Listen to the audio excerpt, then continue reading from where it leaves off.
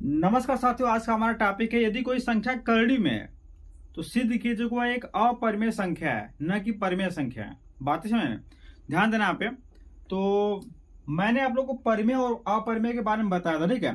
परिमेय का मतलब क्या होता है कि ऐसी संख्या जिसे पी बाई क्यू के रूप में लिख सकते हैं, ठीक है, उसे हम परिमेय संख्या कहते हैं। और अपरिमेय का मतलब क्या होता है कि ऐसी संख्या जिसे पी बाई क्यू के रूप में नहीं लिख सकते हैं, ठीक है, उसे हम अपरिमेय संख्या कहते हैं। अपरिमेय के बारे में मैंने एग्जांपल दिया था कि केवल 3 प्रकार की संख्या ऐसे होती है, जैसे हमारा कोई कड़ी संख्या होता है वो हमारा अपरिमेय होता है, पाई हमारी अपरिमेय होती है, और कोई भी हमारा अशांत दशमलव होता है तो वो भी हमारा क्या होता है, अपरिमेय होता है। तो आज हम सीखेंगे कि कड़ी में 2, कड़ी में 3, कड़ी में 5 कैसे हमारे अपरिमेय संख्या होती है। तो मैं कोई एक एग्जांपल ले लेता हूँ, जैसे कड़ी में 2 हो गया, कड़ी में क्या हो गया 3 हो गया, कड़ी में कितना 5 हो गया। कोई एक एग्जांपल ले सकते हैं, ठीक है। तो इसको हमको मान ली कोई हम एक एग्जांपल ले लेते हैं, इसको सिद्ध करना है भाई कि हमारा कड़ी में 3, कड़ी में 5 हमारा एक तरह से क्या अपरिमेय संख्या है, ठीक है। इसको हम कैसे सिद्ध करेंगे, ध्यान देना यहाँ पे। तो यहाँ पे जैसे कड़ी में 2 को ही हम ले लेते हैं, क्या करते हैं, कड़ी में 2 या कड़ी में 3, कड़ी में 5 कोई ले सकते हैं। तो कड़ी में 2 को मैं ले रहा हूँ यहाँ पे। तो यहाँ पे कड़ी में 2, ठीक है, तो हल करते हैं। तो यहाँ पे कड़ी में 2 को ले लेते हैं, ठीक है। अब यहाँ पे लिखते क्या भाई, माना हमारा कड़ी में 2 एक परिमेय संख्या है। मान लेते हैं हमारा, हमको तो पता नहीं कि परिमेय क्या परिमेय, लेकिन मैं मान लेता हूँ कि हमारा कड़ी में 2 एक परिमेय संख्या है। अगर कड़ी में 2 हमारा एक परिमेय संख्या है तब इसको क्या कर सकते हैं, पी बाई क्यू के रूप में लिख सकते हैं। बात ना यहाँ पे। तो यहाँ पे लिखते हैं क्या, माना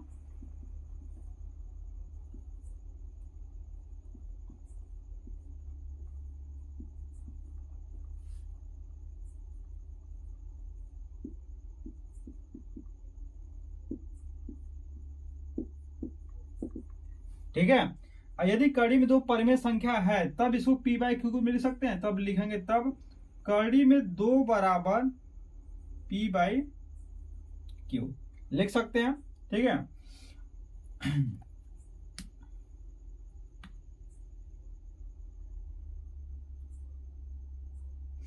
बात सुना पे, कड़ी में 2 बराबर पी बाई क्यू लिख सकते हैं, ठीक है। अब हम नीचे क्या करते हैं, सेकंड स्टेप में। सेकंड स्टेप में क्या करते हैं कि माना पी और क्यू में कोई, माना पी और क्यू क्या है, एक तरह से पी और क्यू में कोई अभाज्य खंड मैच कर रहा है, ठीक है। मतलब कि एक तरह से कहने का मतलब क्या है कि पी और क्यू हमारे को प्राइम नंबर नहीं है, ठीक है। तो पी और क्यू में अगर को प्राइम नंबर नहीं है तो इसको क्या लिख सकते हैं, फिर कोई अदर संख्या मान सकते हैं, सी और डी मान लेते हैं, या फिर कोई आर और एस मान लेते हैं, ठीक है। जो हमारा एक तरह से क्या है कि ये कैसे सभाज्य संख्या यानी को प्राइम नंबर है, ठीक है। माना इसे को प्राइम नंबर मतलब कि ए और बी ही मान लेते हैं, ठीक है। यहाँ पे लिख लेते क्या, माना, ठीक है, पी व क्यू के को prime number A comma B है, ठीक है। तब यहां से क्या हो जाएगा, तब कड़ी में 2 बराबर ए बाई बी लिख सकते हैं, ठीक है। यानी ए एक को प्राइम नंबर का मतलब क्या है कि भाई सभाज्य संख्या है, तो ए और बी का कोई भी खंड आपस में मैच करेगा ही नहीं, ठीक है। बस ना पे। तो यहां से क्या लिख सकते हैं भाई कि हमारा जैसे कड़ी में 2 बी बराबर क्या ए हो सकता है, ठीक है। एक कंडीशन नंबर हम क्या इसको फर्स्ट मान लेते हैं, ठीक है। एक कंडीशन नंबर फर्स्ट है, हमारा कड़ी में 2 बी बराबर हमारा ए हो गया, ठीक है। अब क्या करते हैं, दोनों पक्षों का वर्ग कर देते हैं, ठीक है। यहां लिखेंगे क्या, दोनों पक्षों का, ठीक है, दोनों पक्षों का वर्ग करने पर,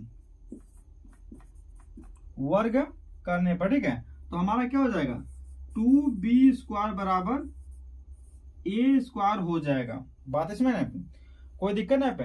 अब देखिए यहां से क्या बनकर सामने आ रहा हमारा, यहां से बनकर बात समझ में आ रही है भाई कि हमारा 2b² बराबर ए स्क्वायर, ठीक है। इसका मतलब क्या समझ रहे हैं, यानी 2b² बराबर ए गुणे ए लिख सकते हैं। कहने का मतलब जो 2 है हमारा ए को डिवाइड करेगा, यानी हमारा जो बी स्क्वायर में 2 का मल्टीप्लाई करे, इसकी वैल्यू हमेशा ए स्क्वायर के बराबर है। यानी जो हमारे यहाँ से 2 है ये ए को हमेशा क्या करेगा, डिवाइड करेगा, यानी काटेगा। फिर बात ना, तो यहाँ पे क्या करते हैं, ए को जब काटेगा, कहने का मतलब यहाँ पे ए का, ए में कोई ए का अगर हम अभाज्य खंड में तोड़े हैं, ठीक है, ए का हम अगर गुणनखंड करेंगे तो उसमें 2 मैच, उसमें 2 एक खंड उसका होगा, ठीक है। कहने का मतलब बात यहाँ पे, जैसे 2 यहाँ से अगर ए को डिवाइड कर रहा है तो ए का अगर हम खंड करेंगे, ठीक है, वहां पे 2 ए का क्या गुणनखंड होगा। तब हम यहाँ पर मान सकते हैं भाई, माना ए बराबर क्या 2c मान सकते हैं, फिर 2m मान सकते हैं, 2n कुछ भी मान लेते हैं, ठीक है, ताकि हमारे 2 उसका खंड है तो जाहिर सी बात उसे खंड के रूप में तोड़ सकते हैं ना यहाँ पे। तो यहाँ पे क्या हो जाएगा 2c मान लेते हैं, ठीक है। तो a बराबर 2c यहाँ पर रख सकते हैं, ठीक है। जब हम a बराबर 2c रख सकते हैं यहाँ पे तो हमारा कितना हो जाएगा 2b स्क्वायर 2c स्क्वायर, ठीक है। यानी हमारा 2b स्क्वायर बराबर 4c स्क्वायर है, ठीक है। अब देखिए यहाँ पे क्या है कि दो हमारा क्या, अब यहाँ पे इसको हल करेंगे भाई तो बी स्क्वायर बराबर कितना हो जाएगा भाई 2c स्क्वायर हो जाएगा, ठीक है। अब यहाँ से क्या हमारा निकल रहा है, एक कंडीशन हमारा सेकंड बन के सामने आ रहा है, ठीक है।